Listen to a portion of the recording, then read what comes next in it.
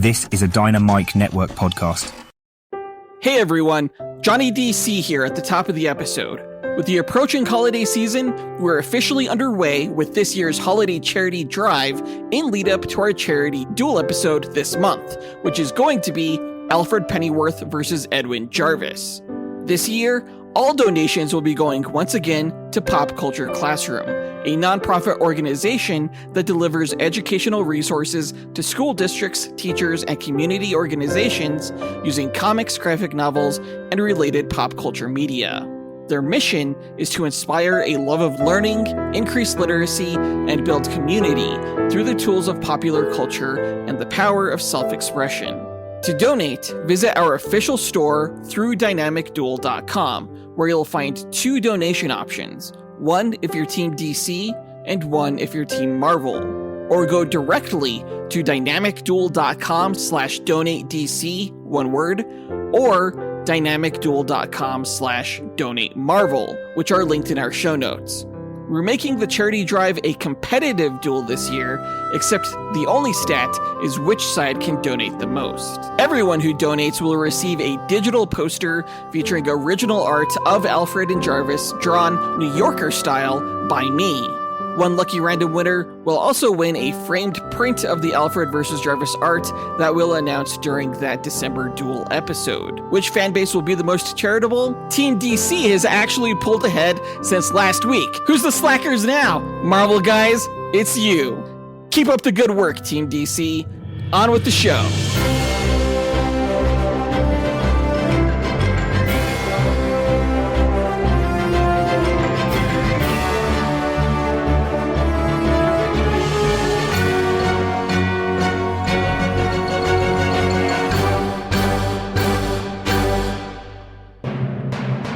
Welcome to the Dynamic Duel Podcast, a weekly show where we review superhero films and debate the superiority between Marvel and DC by comparing their characters in stat-based battle simulations. I'm Johnny DC. And I'm his twin brother, Marvelous Joe. And in this episode, we are doing a review of the Amazon Prime animated feature film, Merry Little Batman. I actually got the opportunity to see this film in the movie theater with my family, and I loved the heck out of it. Yeah, I mean, it's probably one of the better holiday releases that Marvel and DC have ever produced, right?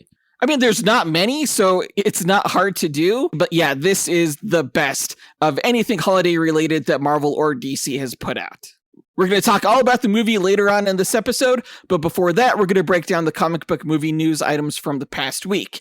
There's not many news items. We did learn, however, that Sean Gunn has been cast as Maxwell Lord in the DC Universe, and we got a couple of video game trailers, one for Suicide Squad Kill the Justice League, and the other is a teaser trailer for a new Blade video game.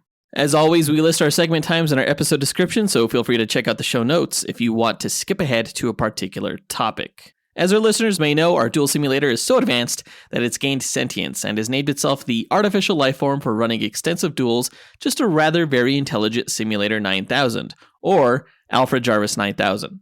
He has a quick message for our listeners, so listen up. Why, hello there. Do you love listening and chatting about Marvel and DC? Then become a part of the Dynamic Duel community on Patreon, where you can choose from 3 tiers. The Dynamic 2.0 tier lets you listen to this podcast without ads and gives you access to its Discord chat group where you can chat with Johnny DC and Marvelous Joe. The Fantastic 4 tier gives you that and more with 2 bonus episodes each month, including bloopers and top 10 shows where Johnny and Joe count down your favorite Marvel and DC subjects. The X-Force tier makes you an executive producer of Dynamic Duel, where every month you help the host choose what to review and who to fight against each other. And finally, the Dynamite Podcast Network tier allows aspiring podcasters to create their own battle-focused show using this Monte Carlo simulator. Johnny and Joe will help you develop your show, provide graphic support and consultation, and get you simulation results to announce on your show. Pitch the twins your show via email at dynamicduelpodcast@gmail.com or by reaching out to them on social media. Check it out at patreon.com/dynamicduel. Pip pip cheerio. Thanks, AJ9K, and thanks to everyone who supports the podcast.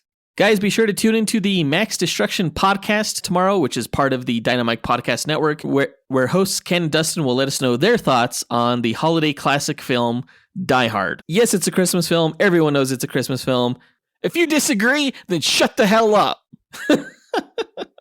Also, just released yesterday was the latest episode of the Dynamite Network's newest show, Console Combat, in which hosts John and Dean find out who would win in fights between your favorite video game characters.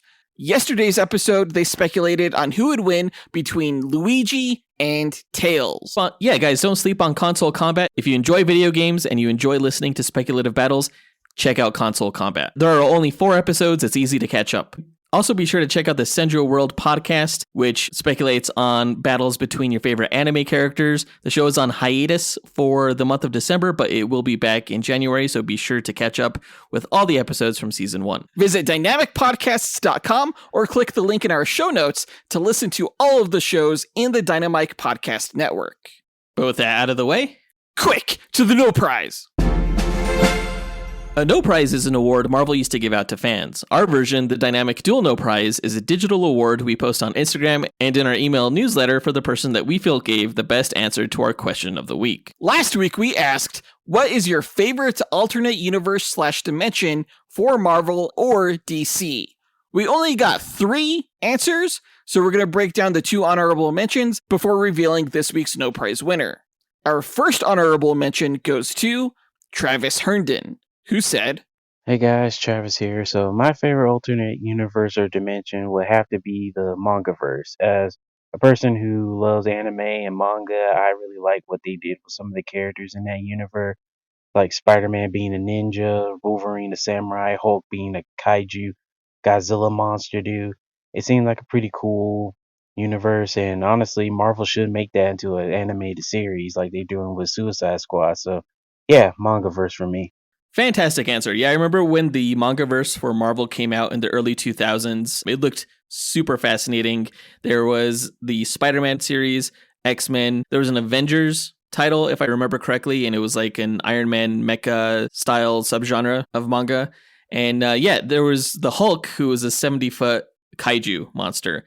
It was a really cool universe. I remember like Punisher was like a lady samurai assassin type character. It's pretty sweet. Good stuff. Good stuff. If you haven't checked it out and you're into manga and you're into Marvel, definitely do that. I actually don't know anything about this. I mean, I know about Spider-Man manga, but I don't know about any of the other characters. And that all sounds pretty freaking awesome. I'm not going to lie. Yeah, it's a fantastic answer, a fantastic other universe. If you guys are into manga, then you should also probably be listening to the Senjo World podcast as well. Great answer, Travis. Our next honorable mention goes to Miggy Mathingian, who said, Hey, what's up, guys? This is Miggy, and I'm going to go with Earth 110 as my favorite alternate dimension. It's the one where DC is like medieval and just like knights and dragons and stuff like that. It's a pretty good story, better than I thought it'd be. I wasn't really expecting much from a medieval like alternate universe, but Tom Taylor knows what he's doing. So thanks, guys. Yeah, Dark Knights of Steel is a comic book series written by Tom Taylor, who's also known for writing the Injustice comic as well as Deceased. It's a high fantasy adventure, kind of like Game of Thrones, but with DC characters. I actually haven't read anything from it. I just know of it, and I gotta say, it looks incredible art-wise. And Miggy, who's an executive producer of the podcast, is an avid comic book reader, and I totally trust him when he says that something is really good. If he recommends Dark Knights of Steel, that probably means I should be reading it, along with everyone else. Not me. Even you. What? Yes. Great answers, guys. But that brings us to the winner of this week's No Prize, Andrew Shunk, who said, Hey guys, Andrew Shunk here. My favorite alternate universe is Marvel because Marvel rips everything off of DC. Thanks. Have a nice day.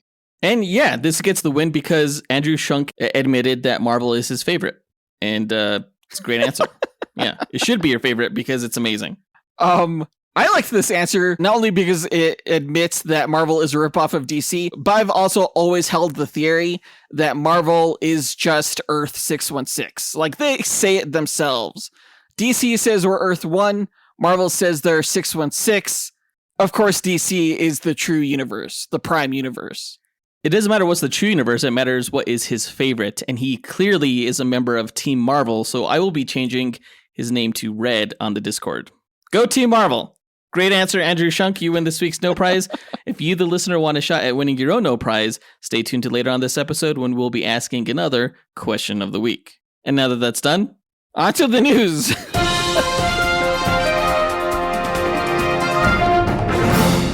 All right, so a couple of days ago, we learned that Sean Gunn, James Gunn's brother, has been cast as Maxwell Lord in the DC universe.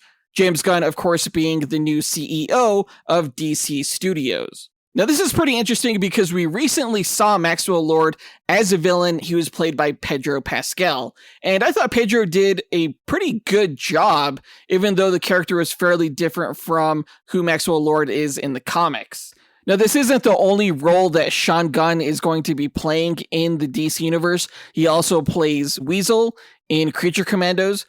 He's supposed to be playing that character in both live action and do voiceover work for animation. Well, he also played the character in the Suicide Squad movie, too. Right, he did mocap work for it, and I believe he was also the voice for the character. Sean Gunn, of course, is no stranger to playing multiple roles within the same universe. He did mocap work for Rocket Raccoon in Guardians of the Galaxy, and he also played the live-action version of Kraglin in the same franchise. Do you typically view Maxwell Lord as a villain or as a hero character? I typically see him as a villain. In the comics, he's a benefactor for the Justice League, or he was at one point.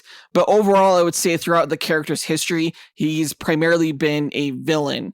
I think this is casting very much against type.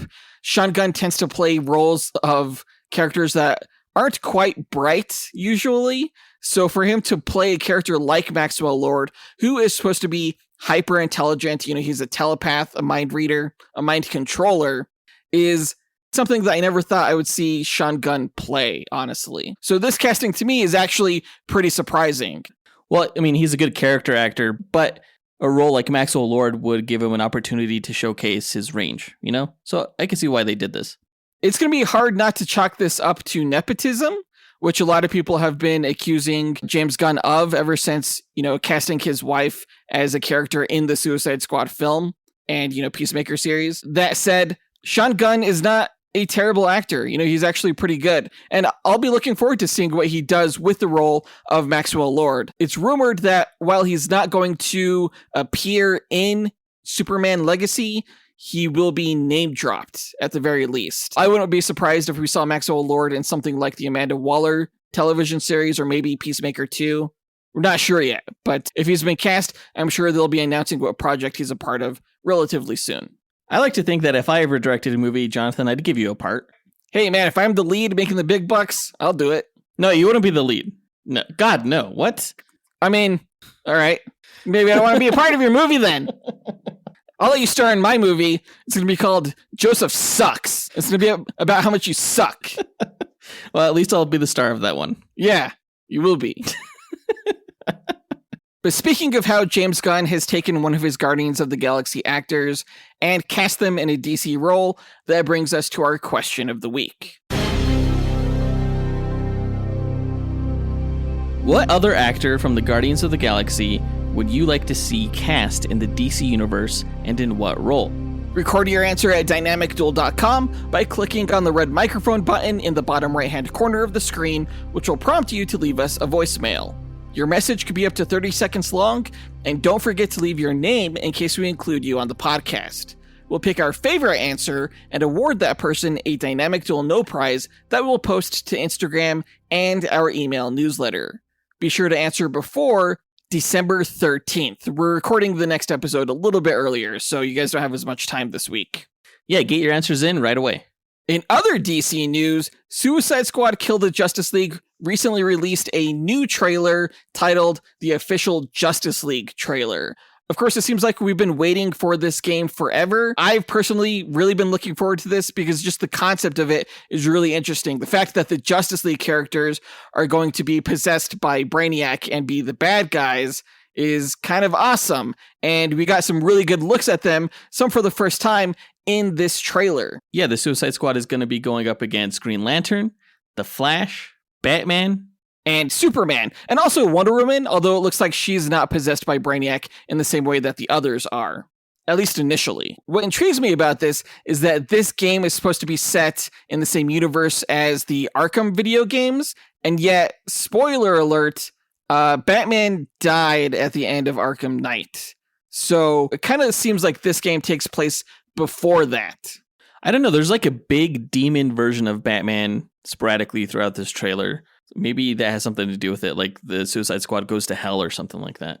Oh shit, Batman's in hell? That's crazy. Yeah, dude, he beats up poor people. Of course, that's a one-way ticket to hell. Wow. Wow. I hate Saturday Night Live. They suck. There's quite a bit of gameplay footage in this trailer, and it still looks as awesome as it ever did. Apparently, the game is in beta testing right now. One of our executive producers, the host of Senjo World, Zachary Hepburn, is actually playing the beta right now, and he says it's just incredible, and I'm inclined to believe him.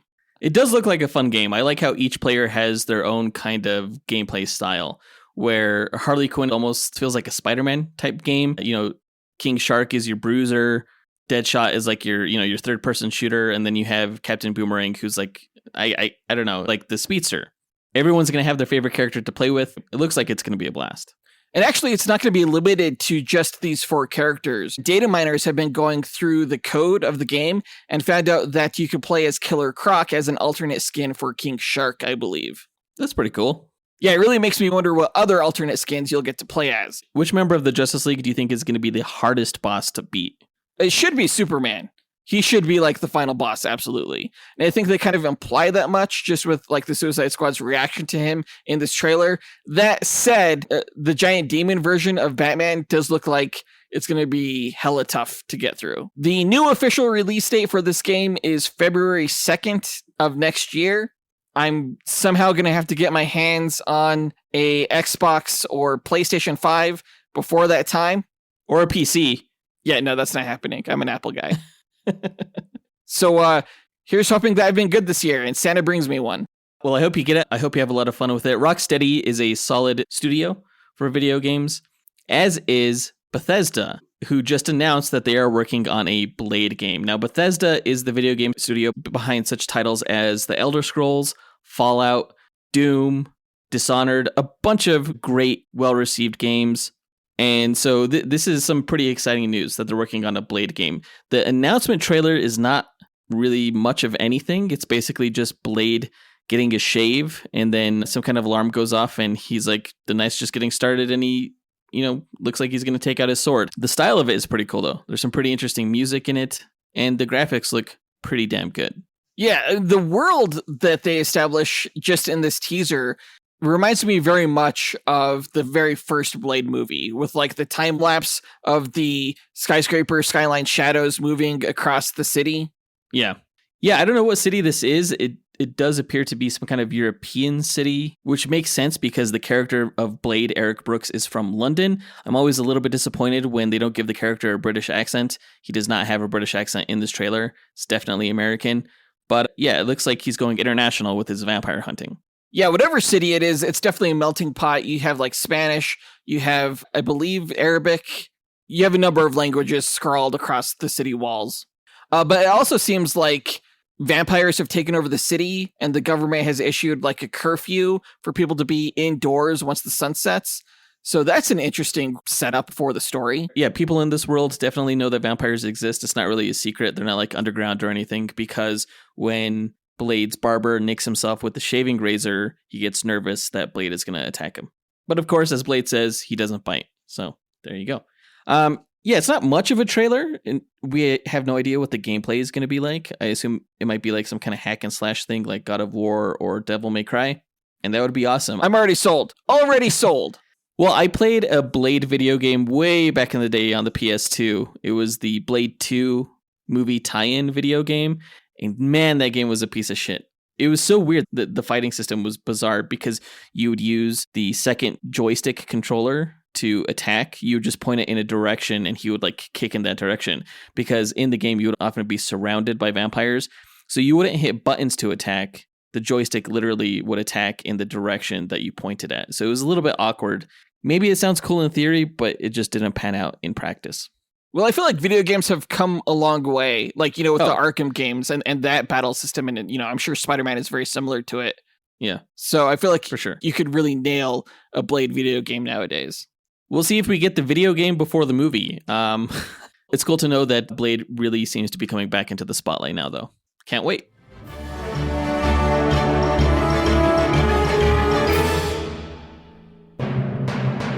Well, I think that does it for all of the news for this episode. So now let's move on to the main event, where we review Amazon Prime's holiday animated film, Merry Little Batman.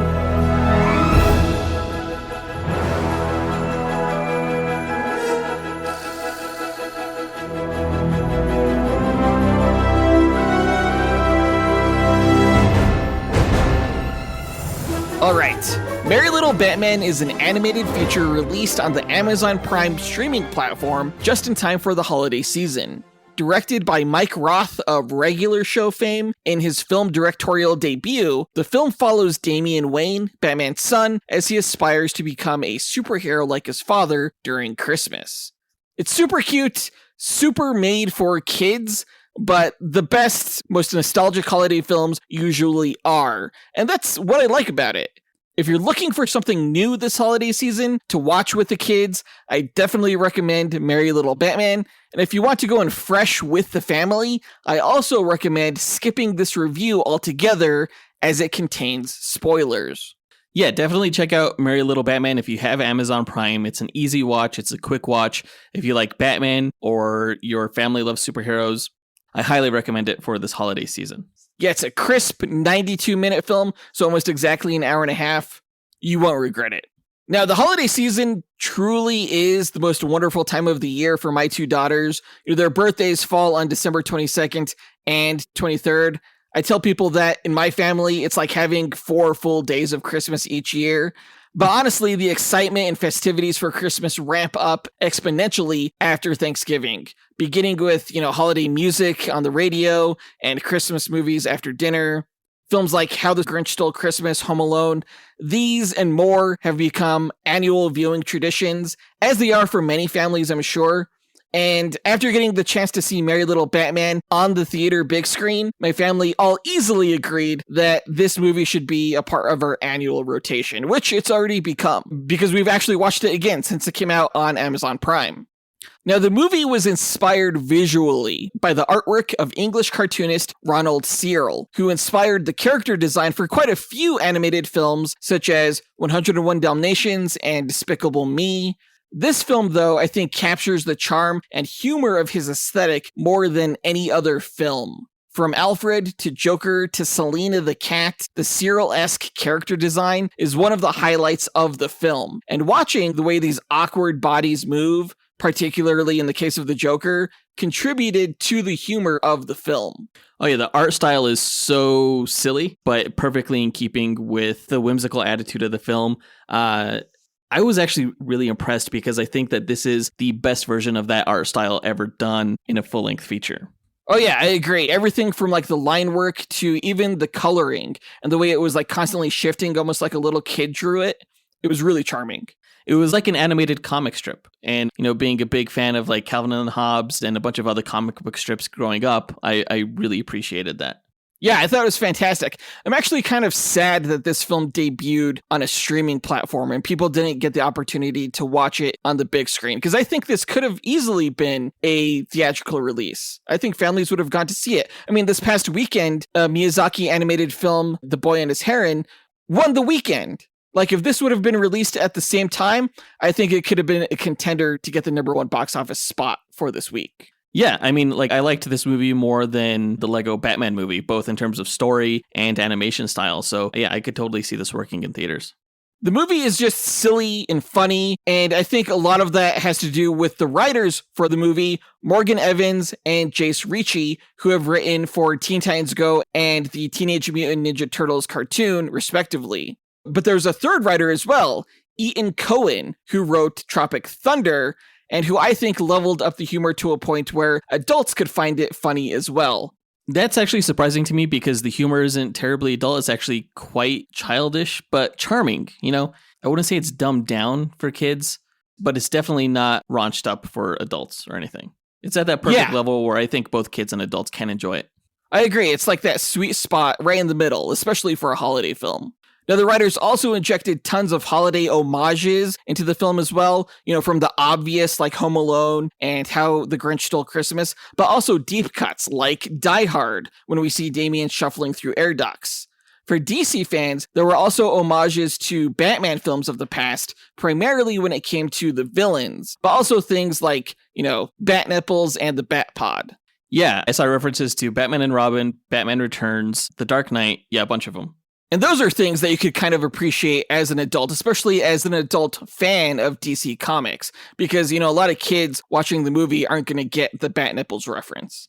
Now, while some can knock the film's unoriginality, I actually think that's the worst thing you could say about the movie. And ultimately, it was all put together in a funny, heartwarming package. Apparently, a spin-off series called Bat Family is in the works for Amazon Prime, with Mike Roth to serve as the showrunner, and I'm looking forward to it. Yeah, I could totally see a series based off of this.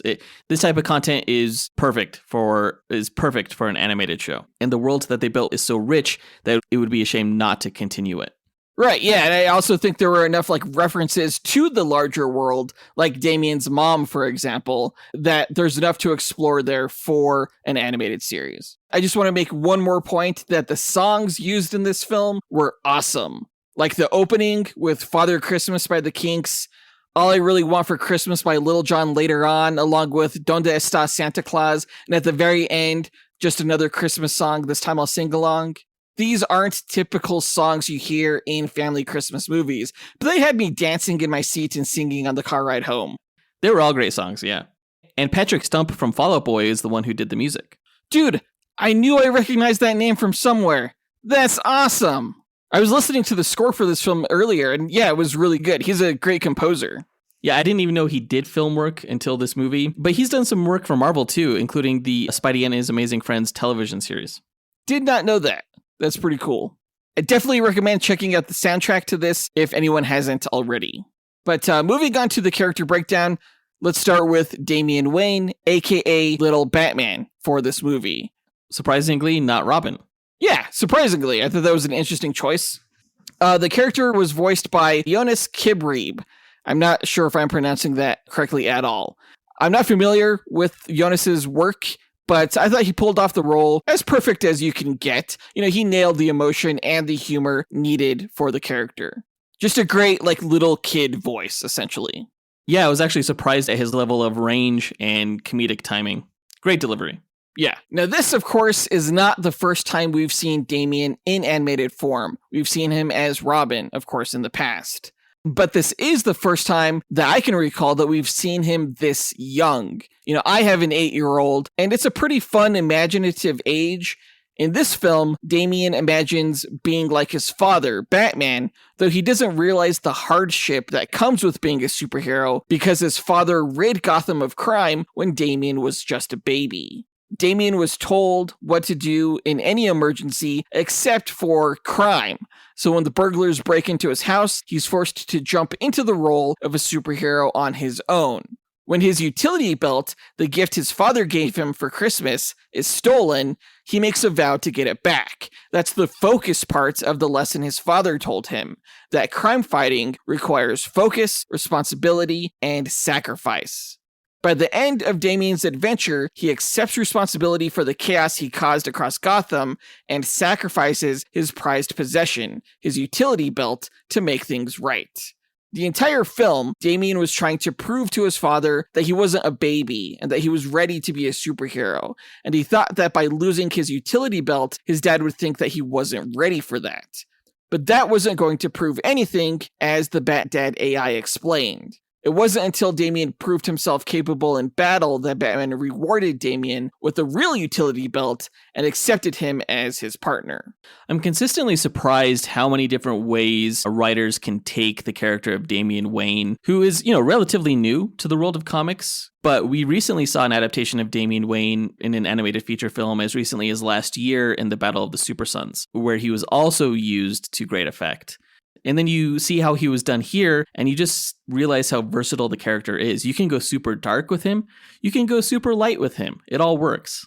Definitely one of the best characters to be introduced within the past couple decades. Yeah, he's sort of like his father in that regard. I know a lot of people don't like bright and cheerful Batman, sort of like, he was in this movie, but the character still works somehow in that regard. I definitely prefer my Batman very, very dark, but I also don't mind when they adapt him into like new worlds like this. Yeah, I mean, it just all depends on the world that he exists in, right? In a world as light and cheery as this one, a lighter, cheerier Batman makes sense. Right. Speaking of Batman, let's move on to him, aka Bruce Wayne, who is voiced by Luke Wilson. Now, Luke Wilson would never have been my first choice for Batman, but in this lighter holiday family film, I thought he brought the right amount of brightness to the role, along with familiarity. He's really the only voice you hear in this film where it's like, hey, I know that voice. Yeah, it's cool to hear him, especially considering we just got off of Loki season 2, which stars his brother Owen Wilson. So to see the Wilson bros getting in on the Marvel and DC content is pretty neat. That is cool. That's really cool. Now, like I mentioned earlier, this is very much an Elseworlds Batman, which may in fact piss off fans of Batman, but I'm guessing those people don't have children or a life. In this film, Batman learns about Damian much earlier than in the comics and works overtime to rid Gotham of crime and villains so that the city is a good one to raise a child in. Bruce is overprotective, you could say, but as Alfred tells Damian, Bruce wants to give his son the one thing he never had, a childhood, which means Damian gets foam batarangs before metal ones. Bruce knows, however, that Damian's destined to take up his mantle one day, so it was nice to see that the master of prep time would be prepared with Damian's batsuit way early. A high-tech version that not only sizes itself to Damian's body, but also comes with a built-in artificial intelligence called Bat-Dad that was based on Bruce's mind so that his son would never be alone like he was growing up. Yeah, that was really touching. The AI was cool too. I thought that was a pretty neat concept. Yeah, it's something I think that all fathers wish that they could leave their children in some way. When Batman returns to Gotham to help his son, initially he holds Damian back, protecting him from his villains. But the years without crime apparently made him soft because he gets knocked out, only to witness his son's awesome ninja skills in action when he awakens and decides that Damian is a capable and worthwhile partner after all. That's pretty much his whole arc. And it's nice that he found a way to connect to his son in a way that he was never able to with his own father, his parents. Basically, he comes to terms with the idea that his preconceived notions of his son aren't necessarily what he thought, and he is surprised, which I assume happens a lot in parenthood. Do you ever find yourself being overly cautious only to realize that the kids are a little bit more capable than you thought they were? Not really, honestly. I'm surprised by them in ways that, when they draw a picture above the skill typical of their age range, I'm surprised when, they know how to do something on their iPad that, I didn't even know. It's things like that. Right. I did get a roundhouse kick to the chest one time from my oldest daughter that actually hurt. I guess that was surprising. We were just horsing around, and I think she didn't know her own strength. Or her dad's own weakness. I mean, who among you can take a roundhouse kick to the chest? Like a jumping one. It's not an easy thing to take. I do have to ask, what did you think of the bat beard? I like the bat beard. I think it was a way to distinguish the superhero Batman from the father Batman. So it was clear that this was not Batman as he normally is. This is Batman very much in dad mode. I understand why they did it. They just kind of wanted to show that Batman had become relaxed and more comfortable, having not to deal with crime in some time. I didn't like it, though. I don't think I would hate it for Superman, but I don't think Batman should ever have any facial hair. Moving on to the Joker. He was voiced by David Hornsby. This was definitely more of a shrill Tony Hale-like performance than a menacing Mark Hamill. But again, it was appropriate for the project and actually pretty funny, I thought. Which, no matter the medium, if your Joker's not funny, even in a dark, I can't believe I'm laughing at this kind of funny, I question whether it was a successful Joker. Yeah, and I like how this one loved the Jingle Bells Batman Smells song. I loved how this one would just like do the most random things. Like he's talking to someone on the phone, then all of a sudden he's like typing on a keyboard. Ha ha ha ha. That was a great gag. It was just bizarre. It was a bizarre Joker. I think that's, also made for a fairly good Joker as well, though. And that he was like unpredictable. Now, in this universe, the Joker seemingly retired from supervillainy and has taken up residence in a candy-making factory. In his own words, Joker grew lonely, missing the laughter he had with his villainous allies and crimes, so he concocted a plan to steal Christmas from Gotham and bring back crime to the city. Damian's actions, however, as a little Batman, changed his plans, and upon realizing the destructive potential of Damian, Joker used him as a distraction for Gotham, while Poison Ivy, Penguin, and Bane stole everyone's presents. Joker thought he had another ally in Little Batman, but he was proven wrong in the end. Still, the pitiful nature of the Joker's story here touched Damian's heart, and at the end, Joker ended up spending Christmas dinner with the Bat family, which, holy crap, that's nothing we've ever seen in the comics, but was a heartwarming touch to end the story with, sort of a love your enemies type message. Well, Batman clearly didn't want to be there. I think it was only done because of Damian's insistence. I liked how this was not only a funny Joker, but also a smart Joker. Like, he was able to outwit this little 8-year-old kid and was always a few steps ahead of the game. It makes sense that he wouldn't be outwitted by a kid. Right. I like how he was able to manipulate Damian into villainy of sorts. Because like in the comics, Damian is such like an asshole little kid that you're never quite sure if he's going to grow up to be like the world's greatest superhero or worst supervillain. You've seen it go both ways, sort of like in the Injustice comics compared to like Deceased. In the former, he becomes fairly villainous, and in the latter, becomes like the greatest superhero. There's always kind of that flirtation with villainy, especially because of his mother, Talia al Ghul, and Ra's al Ghul, his grandfather, the whole League of Assassins thing. I thought this was an interesting way to sort of play up on that ambiguity with the character.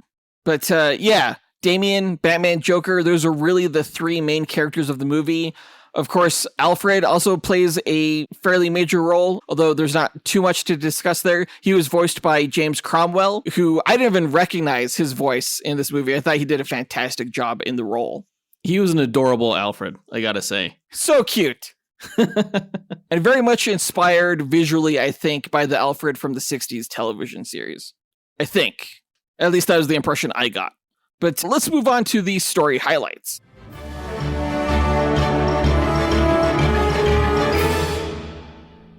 Hey guys, Marvelous Joe here to tell you that time is running out to save 20% on Marvel and DC men's accessories at cufflinks.com, where if you use the code DUEL20, that's DUEL20 at checkout, you can save on your holiday shopping this year. Just like I saved on the Guardians of the Galaxy Fair Isle red men's tie. For those who may not know, the Fair Isle style is how you would describe most ugly Christmas sweaters, and cufflinks.com has that tie in a style themed after the Guardians of the Galaxy. At my company holiday party this month, while everyone else was wearing Christmas sweaters, I was wearing my Guardians Fair Isle tie, being not only festive, but repping some of my favorite superheroes. And you could do the same, or shop for the other superhero fans in your life by visiting cufflinks.com, shopping their geek merch, using code DUEL20 at checkout, and just making everyone happy this year, whether it's you, your gift recipients, or Johnny DC and I, because you're helping support this podcast. Thank you guys so much. Playing superhero, Damian chases his cat Selina through Wayne Manor and ends up in the basement, where his father Bruce reminds Damian that, upon learning that he was going to be a father, Batman worked overtime to bring down crime in Gotham City, locking up all of the supervillains or forcing them to retire. Gotham City has since become a crime-free haven for the past 8 years. The whole 8 years without crime thing, that reminded me a lot of The Dark Knight Rises. It was the same amount of time where Gotham was apparently like crime-free. Now, at breakfast on Christmas Eve, Bruce lets Damian open a Christmas present early, which turns out to be a utility belt full of safety gear, which Damian has mixed feelings about. When the emergency bat phone begins ringing, Bruce learns from the Justice League that he's needed on a case in Nova Scotia, though he promises Damian to be back before Christmas. After Damian gets caught trying to stow away aboard the bat plane, Bruce punishes Damian by taking back the utility belt, which he gives to Alfred. I like the items that Batman included in his utility belt, like Band-Aids, a whistle things like that. Just things to protect him. Yeah, the way they animated the foam battering just like floating down, I just found that hilarious. I don't know why. There are also some other pretty funny things that happened during these scenes, like when Batman and Damian were fighting over the utility belt, and Damian accidentally knocks Alfred over, and Alfred's like, "Oh, my good hip!" I was like, "Oh no." To lift Damian's spirits, Alfred prepares a meticulous cup of hot cocoa, though Damian eats all of the marshmallows before it's completed, forcing Alfred to leave to the store and allowing Damian to steal back his utility belt. En route to the store, Alfred nearly has a car accident with a couple of burglars stealing Christmas presents from the neighborhood, while Damian trains recklessly throughout the mansion. Meanwhile, Batman becomes stranded on a Canadian mountain during a snowstorm after the Batplane malfunctions. I'm glad now that I have Alfred's recipe for hot cocoa. I thought it was hilarious how Damian was just eating all of the marshmallows. Like, marshmallows are not an easy thing to eat. I feel like after a couple, I just feel sick. So the fact that he was eating like entire bags full, I was like, oh, that's, ugh. I felt that. He also like carb loaded during his training montage. Oh, right. It's so gross. Yeah, way too much. That was kind of like Home Alone 2. I was actually surprised when we saw the two bandits going around stealing from all the different mansions in the Wayne Manor area, because I didn't know they were going to have this Home Alone sequence where he actually went up against burglars. But yeah, that's coming up later in the story. Right. After Damian accidentally causes a short that disables the manor's main gate, he's forced to defend his home from the burglars. After succumbing to Damian's torture and traps, the burglars flee the mansion, albeit with Damian's utility belt to his dismay. Vowing to get it back, Damian races to the Batcave, where he finds an AI-powered Batsuit that Bruce designed for Damian and programmed himself into in case he ever died and crime returned to Gotham. After stealing the suit and the Batpod cycle, Damian races into the city to find the burglars who took his utility belt. The burglar characters were hilarious, and Damian was such a badass during the whole scene where he was terrorizing him. That was some of my favorite parts of the movie. Yeah, I went a little over the top with like the grease fire thing. I was like, holy shit. But I mean, I guess it was as bad as a Home Alone movie. Right. Yeah, he totally would have murdered these guys. I like when the pre-recorded video of Bruce talking to Damian actually accounted for the possibility that Damian might be stealing the suit. That was pretty funny. Yeah. He's like, either I'm dead or you're stealing the suit, in which case you're in big trouble, mister. Yeah, that was great. I also love how long it took to get into the Batcave. Like, there was this whole really elaborate sequence that included everything from multiple elevators to like rappelling down the side of a waterfall. It was great. It went on longer than it should have, but that was the gag. I like the gag where he didn't know how to work the clutch on the Batmobile. But somehow he hit a button that ejected the Batpod.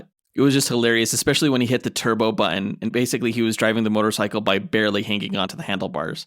Yeah, all while listening to Little John sing All I Really Want for Christmas was freaking great. Now, the burglars return to their boss, the Joker, having lost all of the gifts that they had stolen except for Damian's utility belt. The Joker reveals that he was responsible for tricking Batman into leaving the city so that his henchmen could ruin Christmas. And after witnessing video evidence of the chaos Damian was able to cause to his henchmen while dressed as a little Batman, Joker recruits other villains to help Damian cause destruction across the city. Meanwhile, Batman discovers Mr. Freeze was responsible for sabotaging his Batplane while trying to fix it. It was never really made clear how Mr. Freeze was able to sabotage the Batplane. There's a lot of instances in the film where I'm like, do the bad guys know that Batman is Bruce Wayne? It's never really made clear. Well, you would think they would at least be able to deduce it at this point when they realize that the kid from Wayne Manor is Little Batman.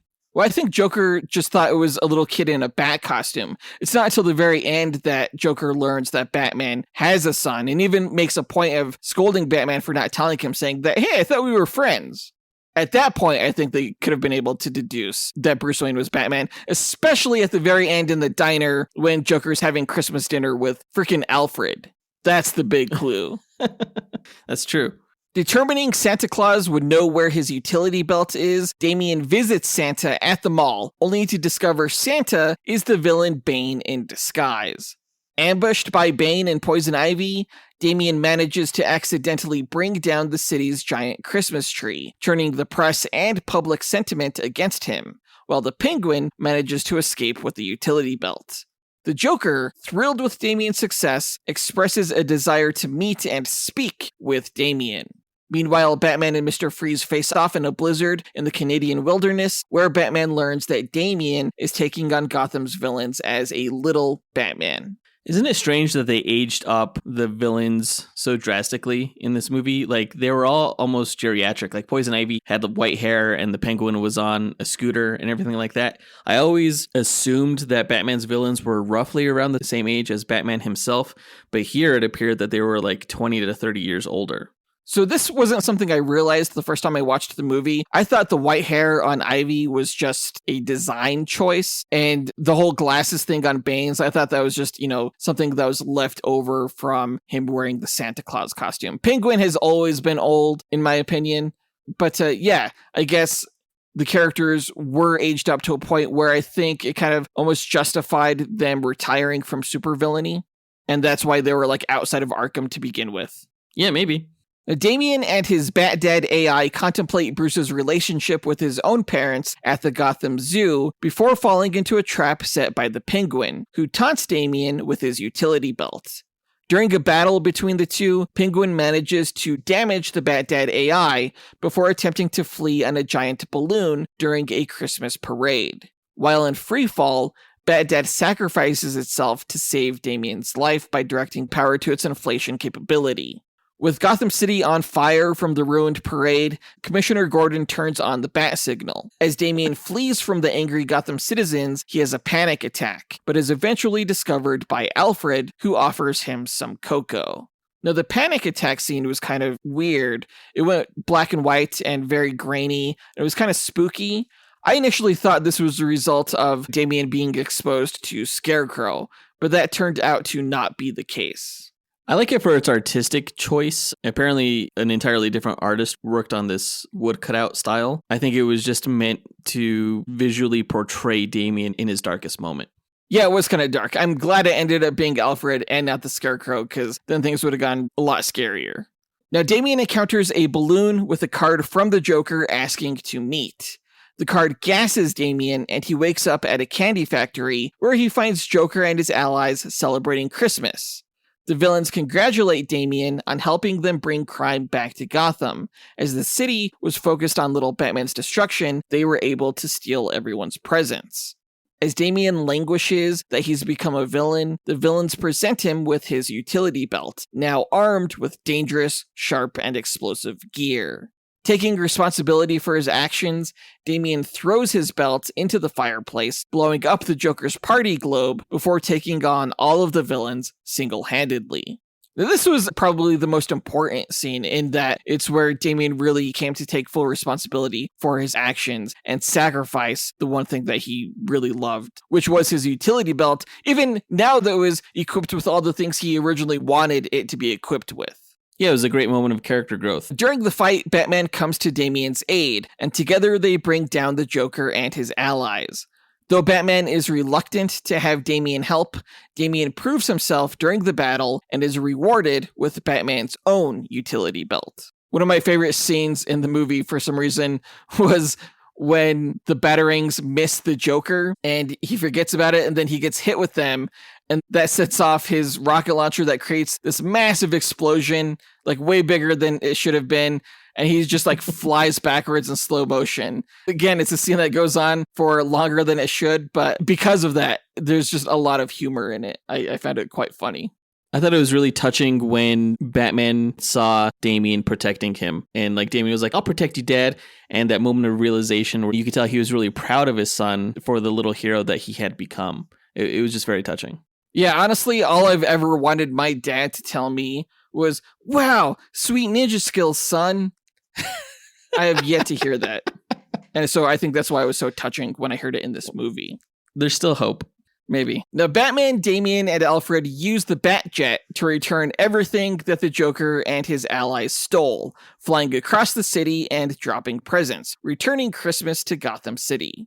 When Damian expresses pity over how the Joker simply expressed loneliness, they end up sharing Christmas dinner with him at a local diner, to Batman's chagrin. And that's the end of the movie. I gotta say, Gotham City is not Whoville. The citizens of Gotham are not Whovians. Because in the Grinch movie, the Who's of Whoville realized that it was more than just the physical gifts that made Christmas, and it was the time spent together as friends and family. And, they were singing around that Christmas tree at the end of How the Grinch Stole Christmas. But the citizens of Gotham were depressed and down and really sad until the moment they got their presents back. So somebody needs to teach Gotham City the true meaning of Christmas or something. That's fair. I didn't even realize that until you said that. That's probably not the best lesson. But yeah, I mean, I walked out of the movie theater just really happy with this movie. And I don't know if it's just the holiday season or whatever, but I just enjoyed the heck out of it. Did you like the ending line? Like the way it ended on the joke where Batman just says, "I'm not your friend." It was a little bit abrupt for my taste. I thought it was fine. I mean, the music that came right after that line, I thought helped sell the joke a little bit, and how abrupt it was. Yeah, it didn't bother me. I had fun with the film. It was time worth spending, especially around this Christmas season. You mentioned earlier how a criticism of the film could be that it's unoriginal because it borrows from so many other holiday movies, but I actually like that about it, how it kind of plays like a greatest hits of all these awesome Christmas moments from other media packaged in a cute little Batman film. Yeah, totally. I agree with that. That's why I think it'll definitely come on, at least on an annual rotation in my household. But borrowing from nostalgic holiday classics, the film appeals to adults and children alike thanks to its charming visuals, fun action, and laugh-out-loud humor. I thought the movie was immensely fun and funny, and I'm giving it 4 out of 5 stars, a fresh rating on Rotten Tomatoes. Yeah, I think 4 stars is a great rating. I actually like this movie more than the Guardians of the Galaxy holiday special that we got last year, which I believe I gave 3.5 stars. I think, if I remember correctly, my issue with the Guardians special was that it didn't evoke those feelings that the best holiday specials did, whereas Merry Little Batman, I think, definitely does. Right, yeah, I remember you saying that, and I would agree with that. Like we said at the top of the episode, there aren't many holiday-focused films from Marvel or DC. Merry Little Batman is obviously the most overt holiday project for the two companies, so there wasn't much competition in it being the best holiday project. But yeah, it definitely is. But that does it for this review. Let us know what you thought about Merry Little Batman by writing to us at dynamicduelpodcast@gmail.com or by visiting us on Instagram or X. You can find links to all of our accounts by checking out our show notes or visiting our website at dynamicduel.com. And on our site, you could also find a link to our Patreon page where you could join our Dynamic 2.0 tier and chat with us and fellow listeners, our Fantastic 4 tier, which gets you bonus content each month, our X-Force tier that makes you an executive producer of this podcast, or our newest tier that lets you join our Dynamic Podcast Network. If you can't join Patreon, you can still support the show by signing up for our e-newsletter, also at dynamicduel.com, so you'll never miss an episode. Please don't forget to also visit our website and leave a donation for Pop Culture Classroom, which will get you a digital poster of our upcoming charity duel episode, Alfred Pennyworth versus Edwin Jarvis, which is our next episode. I gotta say, I can't believe Team Marvel let DC get ahead on those donations. Guys, we gotta prove that we're more charitable than these DC dorks, all right? So go to dynamicduel.com, check out the store, click the donation button for Marvel, and let's win this little charity competition. No. DC guys, we know what DC really stands for. Does charity. I'm looking forward to the holiday charity duel episode next week. Alfred versus Jarvis. I think it's going to be a lot of fun. Can't wait to see how that plays out. Absolutely. But that does it for this episode. We want to give a big thanks to our executive producers, Ken Johnson, John Starosky, Zachary Hepburn, Dustin Balcom, Miggy Matangian, Brandon Estergaard, Nathaniel Wagner, Levi Yaton, Nick Abanto, Austin Wizolowski, AJ Dunkerley, Scott Camacho, Adam Spees, and Andrew Shunk for helping make this podcast possible. We'll talk to you guys next week. Up and away! True believers. Mamacita, ¿dónde está Santa Claus?